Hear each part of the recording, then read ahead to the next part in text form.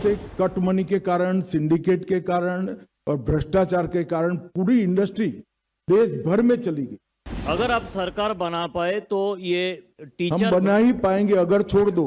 2021 में चुनाव के बाद जो हुआ, पंचायत चुनाव के बाद किसका डीजीपी था? भारतीय जनता पार्टी के कार्यकर्ताओं को चुन चुन कर मार दिया गया। कैसे जस्टिफाई करेंगे अभिषेक बनर्जी? ममता जी बड़ी कुशलता पूर्वक बंगाली स्पीकिंग और बांग्लादेशी दोनों के बीच में भेद को समाप्त कर रही। उज्जवल कौन माइक ले लो। आपने कहा कि भय मुक्त बंगाल बनाना एक बड़ा बीजेपी का सबसे बड़ा इस बार का एजेंडा भी है और इन्फ्लेटर्स की बात की है, लेकिन जिस तरह से मुख्यमंत्री ममता बनर्जी खुद स्टेज में खड़ी होकर ये कहती हैं कि बीजेपी अनऑफिशियल प्रेसिडेंट रूल लगा चुकी है, रिसफल हो रहा है आईएएस आईपीएस ऑफिसर का, अब कोई भी अगर किसी तरह का दंगा होता है तो उसकी जिम्मेदारी इलेक्शन कमीशन को लेना है और बीजेपी को लेना है। कल ही देखा गया रामनवमी के दिन में मुर्शिदाबाद में एक वायलेंस का वहां घटना को अंजाम दिया गया। तो सर किस तरह से देखते हैं, क्योंकि चुनाव है, एमसीसी लागू है और जिस तरह का माहौल अभी से बन रहा है, सर क्या कहना है इस विषय पर? देखिए, देश भर में जहां जहां चुनाव होता है, जिन अधिकारियों के कामकाज पर सवाल उठे हुए हैं, चुनाव आयोग उसके ट्रांसफर पोस्टिंग में दखल देता है, वो पूरे देश भर में हो। बंगाल में इसलिए ज्यादा दिखता है कि यहाँ सारे अधिकारी ही एक प्रकार से इनकी कैडर बन गए, तो यहाँ कुछ ज्यादा दिखाई पड़ता है। परंतु ममता बनर्जी जी अगर ये सोचती है कि विक्टिम कार्ड खेलकर हम सिंपैथी प्राप्त करेंगे, तो आपको कॉन्क्रीट मुद्दों का जवाब देना पड़ेगा और इससे बच नहीं पाओ। जहां तक लॉ एंड ऑर्डर का सवाल है, जहां जहां भारतीय जनता पार्टी की सरकार आई, चाहे आसाम हो, चाहे उत्तर प्रदेश हो, एनडीए की सरकार बिहार में भी आई, हम बदतर से बदतर व्यवस्था से राज्यों को बाहर निकाले हैं। ये हमारा ट्रैक रिकॉर्ड है। बंगाल की जनता हम पर भरोसा कर सकती है। हम बदतर से बदतर हालत वाले राज्यों से एक अच्छे सुशासित राज्यों में परिवर्तन करने का हमारा ट्रैक रिकॉर्ड है और बंगाल में भी हम इसको आगे बढ़ाएंगे। आर भारत पौलुमी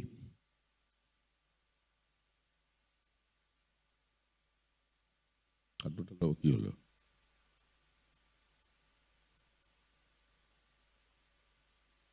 के अलावा और कोई मुद्दा है जो आप प्रवक्ता से उठाना चाहेंगे? उसके साथ साथ नहीं, जरा रिपीट करिए आप।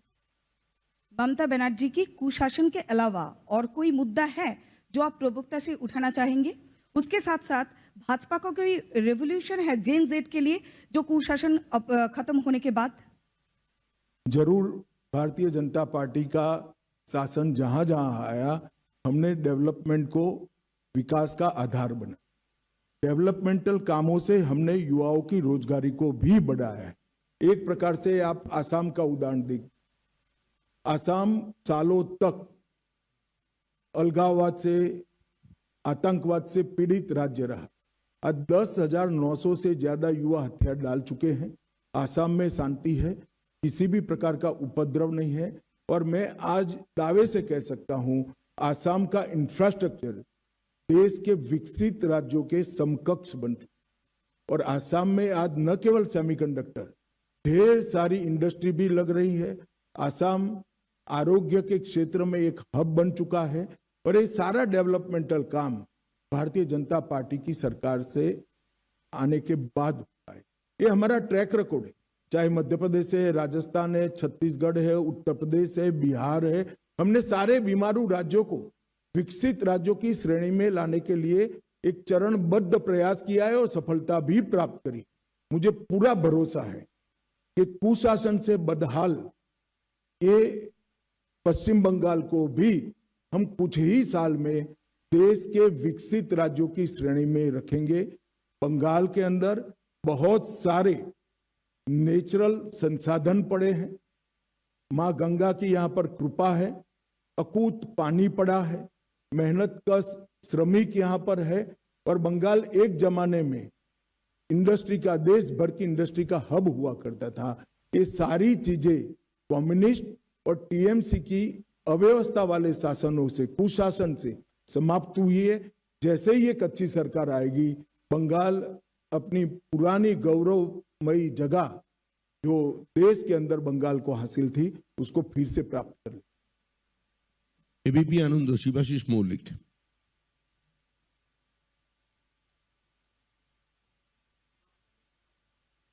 आपके आरोप पत्र में आपने कामदुनी से लेकर आरजीकर तक महिलाओं के बारे में बहुत सारे जो निर्यातन के घटना घटी है पश्चिम बंगाल में उसके बारे में जिक्र किए हैं। अगर भाजपा का सरकार आए तो इन मुद्दों में क्या एक्शन प्लान होगा, इसके बारे में आपका प्लानिंग क्या है? देखिए, 15 साल में जितने भी महिलाओं पर अत्याचार के प्रमुख केस है, पाताल से भी इनके आरोपियों को ढूंढकर जेल की सलाखों के पीछे पहुंचाया जाए। पूरे शासन को अपराध कौन करता है इसका महत्व नहीं रहेगा। कोई भी व्यक्ति महिलाओं के खिलाफ अपराध करेगा उसको धर भी लिया जाएगा और दंडित भी किया जाएगा। और जहां जहां हमारी सरकारें आई है हमने कर दिखाया। हमारा ट्रैक रिकॉर्ड है महिला सुरक्षा के लिए। भारतीय जनता पार्टी और एनडीए की सरकारें हमेशा संवेदनशील रही है। मैं बंगाल की माताओं बहनों को भी भरोसा देना चाहता हूं कि महिलाओं के लिए यहाँ सुरक्षित वातावरण जिम्मेदार की रचना करने की जिम्मेदारी भारतीय जनता पार्टी की आने वाली सरकार की है। और विशेषकर कामकाजी महिलाओं के लिए पूरी स्वतंत्रता रहे, पूरी सुरक्षा रहे, मुखर कर वो अपनी बात कह सके, अन्याय को मुखर कर वो उठा सके, इस प्रकार की वातावरण का निर्मित करने की जिम्मेदारी भारतीय जनता पार्टी की बनने वाली सरकार की। एनडीटीवी मुनुगा।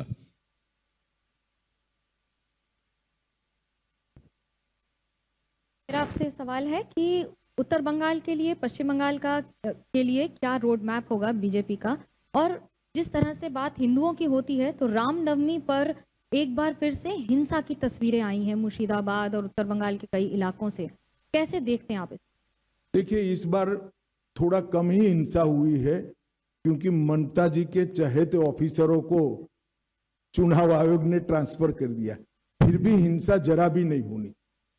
हम सब समुदाय की सुरक्षा की यहाँ पर चिंता करेंगे और विशेषकर बहुमत समाज की, क्योंकि तुष्टीकरण के कारण बहुमती समाज के साथ यहाँ बड़ा अन्याय हुआ है। जहां तक उत्तर बंग का सवाल है, बहुत अन्याय हुआ है। पहले कम्युनिस्टों ने भी किया और बाद में ममता बनर्जी ने भी किया है। उत्तर बंग हमारे देश की सुरक्षा के लिए भी बहुत महत्वपूर्ण क्षेत्र है और समग्रता से बंगाल के विकास को अगर गति देनी है तो नॉर्थ बंगाल को भी गति देनी पड़ेगी। वहां इंफ्रास्ट्रक्चर, स्वास्थ्य, इंडस्ट्रियल डेवलपमेंट और शिक्षा, ये चारों क्षेत्रों को, और उत्तर बंग की जिस प्रकार की डाइवर्सिटी वाली कल्चर है उसको भी हम बढ़ावा देंगे, इसकी सुरक्षा भी करेंगे। हमारे घोषणा पत्र में उत्तर बंग के लिए एक प्रकार से हम विशेष चैप्टर भी लेकर आने वाले। G24 मौमिता चक्रवर्ती। सर, बंगाल में अभी माइग्रेंट लेबर का बहुत ज्यादा प्रॉब्लम है क्योंकि यहाँ पे नौकरी नहीं है। 5000 या फिर 8000 में नौकरी मिल जाए वो भी बहुत बड़ी बात है। तो do you have any specific plan for youth generation? देखिए, इसका समस्या का समाधान एक ही है, यहाँ पर इंडस्ट्रियल डेवलपमेंट को गति देना। यहाँ से कट मनी के कारण, सिंडिकेट के कारण और भ्रष्टाचार के कारण पूरी इंडस्ट्री देश भर में चली गई। आजादी के वक्त बंगाल एक प्रकार से भारत के प्रमुख औद्योगिक राज्यों में से एक माना जाता और कोई जवाब ही नहीं दे रहा है ऐसा क्यों हुआ। अगर यहां पर इंडस्ट्री आती है तो युवाओं के रोजगार की गारंटी अपने आप बढ़ जाती है। हम सबसे पहले इसको प्राथमिकता देंगे। और जो आप बता रही है बहुत कम मुआवजे में रोजगार कर रहे हैं, मतलब उनकी तनख्वाह बहुत कम है, इसका मेन कारण घुसपैठिया है। घुसपैठिया जो घुस रहा है हमारे युवाओं के अधिकारों का, रोजगारी का भी और रोजगारी के मुआवजे मतलब उनकी तनख्वाह का भी बहुत बड़ा खेल बिगाड़ अगर कोई रहा है तो घुसपैठिए बिगाड़। एक बार सरहदें सील हो जाएगी, बंगाल के अंदर बहुत सारा परिवर्तन।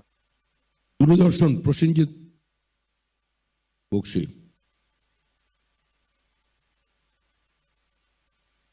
हाँ,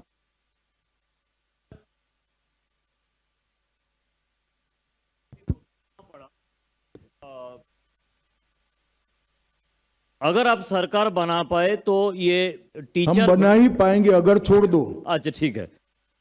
तो सरकार बनाने के बाद ये टीचर भर्ती प्रक्रिया में कुछ सुधार ला पाएंगे। और साथ में एक छोटा सा सवाल मैं जोड़ देता हूं कि पिछले कई दिनों से लोगों की सवाल है कि सीएपीएफ को ठीक तरह से इस्तेमाल किया नहीं जा रहा है, चाहे वो बासंती की मामला हो, चाहे जिस दिन प्रधानमंत्री आए थे उस दिन का मामला हो। एक तो मेरा एसएससी वाला सवाल है और दूसरा है सीएपीएफ को इस्तेमाल किया नहीं जा रहा है। बैठिए। जहां तक भर्ती का सवाल है, हम पारदर्शी भर्ती प्रक्रिया बंगाल को में इंट्रोड्यूस करेंगे, जिससे किसी भी प्रकार का भ्रष्टाचार भर्ती प्रक्रिया में न हो। हमने कई हमारे राज्यों में पारदर्शी तरीके से भर्ती कर कर बताया है। आसाम में हमने वादा किया था 1 लाख सरकारी नौकरियों का। हम 1.5 लाख आसाम के युवाओं को एक भी भ्रष्टाचार के आरोप के बगैर नौकरी देने का काम समाप्त कर। परंतु यहां दूसरा भी सवाल है, ढेर सारे भर्ती में जो घोटाले हुए, इसके कारण युवाओं की भर्ती के लिए जो मान्यता प्राप्त आयु है वो चली गई। मैं पहले भी कह रहा हूं कि इसमें 5 साल का रिलैक्सेशन देकर एसएससी घोटाले में जिन युवाओं के मौके छूट गए हैं उनको हम मौके भी देंगे और पारदर्शी तरीके से भर्ती भी करेंगे। ये सरकारी पद और भर्ती के लिए हम हमारे घोषणा पत्र में विशेष व्यवस्थाएं लेकर आने वाले हैं। आज तक अनुपम मिश्र। नमस्कार, मेरा सवाल है, इधर हूं मैं। मेरा सवाल है कि आप जैसे वादा कर रहे हैं 45 दिन में जमीन वापस और 45 दिन में जो 7th पे कमीशन है उसको लागू करेंगे, तो क्या जैसा कि आरोप लगाया जा रहा है आरोप पत्र में कि बंगाल बहुत नीचे चला गया है, तो कितने दिनों में, दिन, तारीख या साल आप कुछ बता पाएंगे कि इतने दिनों में बंगाल को इतने नंबर पर, 1 या 2 या 3 नंबर पर पहुंचा पाएंगे? और दूसरा, अभिषेक बनर्जी ने भी थोड़ी देर पहले ट्वीट किया है कि डीजीपी सीएस को हटा देने के वजह से ही ये जो 1-2 दिनों में घटनाएं हुई हैं हिंसा की, वो हो रही हैं। नहीं, मुझे एक बात का जवाब दीजिए आप। 2021 में चुनाव के बाद जो हुआ, पंचायत चुनाव के बाद, किसका डीजीपी था? भारतीय जनता पार्टी के कार्यकर्ताओं को चुन चुन कर मार दिया गया। कैसे जस्टिफाई करेंगे अभिषेक बनर्जी? क्या बात करते हैं वो? सबसे कम हमले अगर रामनवमी पर हुए हैं तो इस बार हुए, और उसका कारण है कि चुनाव आयोग ने न्यूट्रल टाइप के अधिकारी रखे। उकसाने के 50 प्रयास के बावजूद सबसे कम हमले हुए। क्या झांसा देते हो? जवाब है आपके पास? 25,000 लोग झारखंड में शरण लिए थे आपके भय के कारण, आतंक के कारण। महिलाओं को प्रताड़ित किया गया था। और जहां तक आप तिथि की बात कर रहे हैं, हमें अभी तो मालूम ही नहीं है कि गड्ढा कितना है। हमारे लोग बैठ जाएंगे, बाद में मालूम पड़ेगा कि गड्ढा कितना है। तो तिथि भी 6 माह में सरकार बनाने के बाद जरूर बता दी। आनंदबाजार पत्रिका विप्रसी चैटर्जी।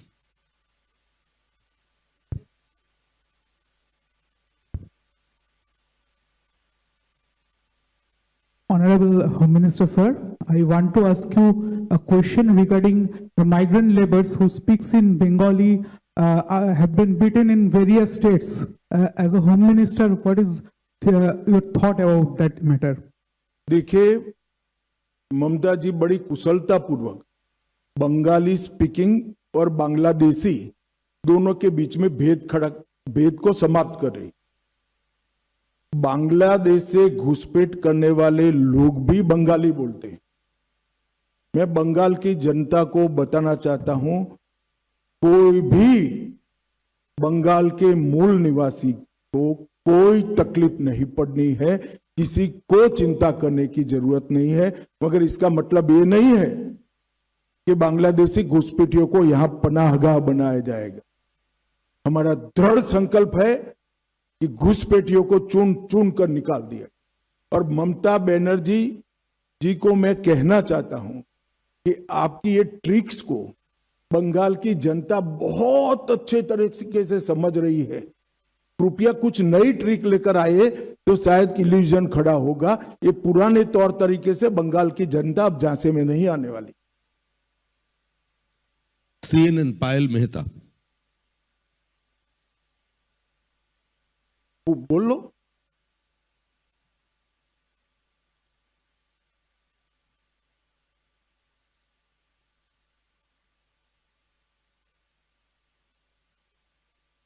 राष्ट्रपति को आके कहना पड़ा था कि ममता जी मुझसे क्यों नाराज है और मेरे साथ ऐसा क्यों व्यवहार किया। तो जो जिस तरह का व्यवहार यहाँ पे जनजाति समाज के साथ किया जाता है उस पर आपका क्या कहना है और आगे इनके लिए बीजेपी का क्या प्लान है? जो बंगाल एक जमाने में सौजन्यता के कल्चर के लिए पूरे देश और दुनिया में वाहवाही बंगाल को मिलती, वही बंगाल आज संवैधानिक पदों पर बैठे हुए व्यक्ति, चाहे राष्ट्रपति जी हो, महिला राष्ट्रपति हो, ट्राइबल राष्ट्रपति हो, इनका इंसल्ट कर रहा है। चाहे प्रधानमंत्री जी बंगाल की खबर पूछने के लिए आए हैं, खुद मतलब नेचुरल आपत्ति के बाद, तो वहां पर अफसर न भेजकर प्रधानमंत्री जी का इंसल्ट करना, प्रधानमंत्री जी के कार्यक्रम के थोड़े दूर मुख्यमंत्री धरने पर बैठ जाना, मेरी तो समझ में नहीं आता कि क्या हो गया है। और बंगाल की जनता को ये देखना चाहिए, हमारा बंगाल एक प्रकार से सौजन्यता के संस्कार के लिए पूरे विश्व भर में प्रसिद्ध था। यहां दुनिया के हर लोगों को, हर मत को, हर विचार को प्राधान्य दिया जाता था, आवभगत होती थी। इतनी असहिष्णुता कहां से आ गई? क्या ललक है आपको? और ये बात बंगाल की जनता भी टीएमसी से पूछना चाहती है कि किस प्रकार से आप देश के राष्ट्रपति जी का अपमान कर सकते हैं, विशेषकर वो जब ट्राइबल समाज से हैं, महिला राष्ट्रपति हैं। किस प्रकार से देश के प्रधानमंत्री का अपमान कर सकते? और ये बंगाल का कल्चर तो कम से कम नहीं था, ये टीएमसी का कल्चर हो गया। पूछ लो तुम अंतिम। हाँ, एक मिनट। सब एक साथ तो नहीं पूछ पाएंगे, बैठ जाइए। रवि। सर मेरा सवाल यह है, पश्चिम बंगाल में क्योंकि आप लोग कह रहे हैं कि घुसपैठिया है, फिर एसआईआर की प्रोसेस किया जा रहा है उन लोगों के लिए जो कि यहाँ के वोटर नहीं है उनको हटाया जाए, तो पॉलिटिकली एसआईआर के बाद पश्चिम बंगाल में बीजेपी को कितना फायदा होगा सत्ता में आने के लिए? देखिए, एक बात पहले समझ लीजिए, एसआईआर के खिलाफ ममता जी एक काल्पनिक हवा खड़ा कर रही है। देश भर के अब तक लगभग 14 राज्यों में एसआईआर हो चुका है। कहीं पर कोर्ट केस नहीं हुए हैं, कहीं पर जुडिशियल अफसर नहीं बिठाने पड़े हैं। इसी चुनाव में केरल और तमिलनाडु भी चुनाव में है, वहां डीएमके की सरकार है, वहां कम्युनिस्टों की सरकार है। एसआईआर हो चुका, मतदाता सूची प्रसिद्ध हो चुकी है, कोई गड़बड़ नहीं हुई है। एसआईआर को सहयोग न देना इसका एकमात्र कारण है कि ममता दीदी घुसपैठियों को बचाना चाहती है और घुसपैठियों के वोट से फिर से चुनकर आना चाहती है और अगले 5 साल और घुसपैठ कराना चाहती। मगर ममता दीदी, आपका स्वप्न कभी पूरा नहीं होने वाला है। एसआईआर भी हुआ है और बंगाल की जनता भी इस बार दृढ़ निश्चय लेकर बैठी है कि घुसपैठ को हम सहन नहीं करेंगे। अच्छी कानून और व्यवस्था के लिए वोटिंग करेंगे, विकास के लिए वोटिंग करेंगे, मोदी जी के लिए वोटिंग करेंगे और भारतीय जनता पार्टी की सरकार बनाए। सर, धन्यवाद आपका।